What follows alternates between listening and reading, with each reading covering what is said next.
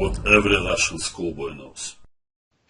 Hello, my friends. This is Grandmaster Yermolinsky, and we go back to the every Russian schoolboy knows, and this month is the opposite color bishop endings.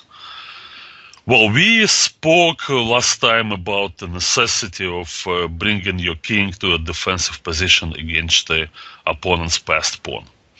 Well, unfortunately, it's not always possible.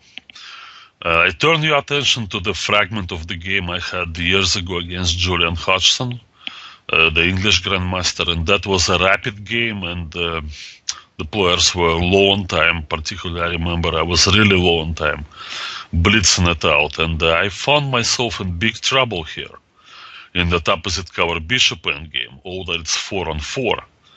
The problem is, of course, the white king that's getting through.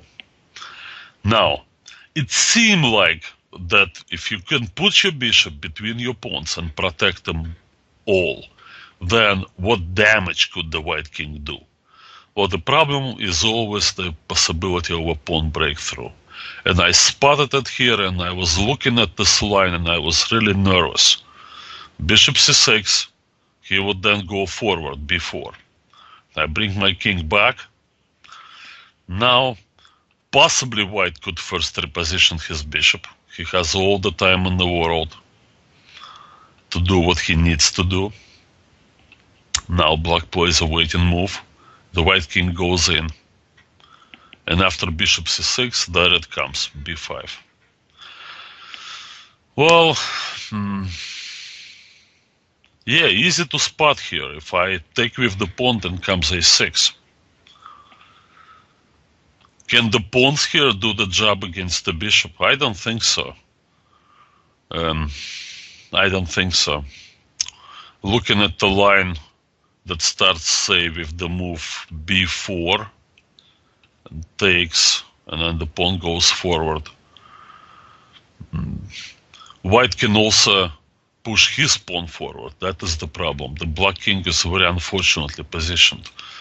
And probably with the correct move, king b7, both players would get their queens, but white queens with check, and he has an extra piece, and should probably be winning in the resulting position without much difficulty. Yeah, this kind of counterplay with split passed pawns against the bishop when the opponent's king is out of play is a common method in all endgames where bishops are present. Indeed, the white bishop cannot stop both pawns, but in this case, white has his own pawn, so that makes the difference. Well, so since I couldn't accept this line in this way, then I would have to capture with the bishop, and here I really thought that I would not be able to hang on because he plays this move. Well, probably in retrospect, for sure I should have gone for this position because black still has a draw, but for that he has to play it correctly, not wasting his time, because this move would be bad. White then sneaks out with the king and can possibly come forward like this and push the a-pawn. The correct decision, however, would be to give your bishop more room. And for that, I will show you the proper way. After bishop g3, bishop c6, I guess, is fine. King takes, and now d4. Well, that's where we see this, how extra pawns do not guarantee a win, as long as there is a defensive formation. There it is.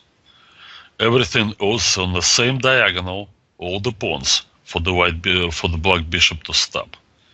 White cannot possibly get his king over to b8 and queen the a-pawn.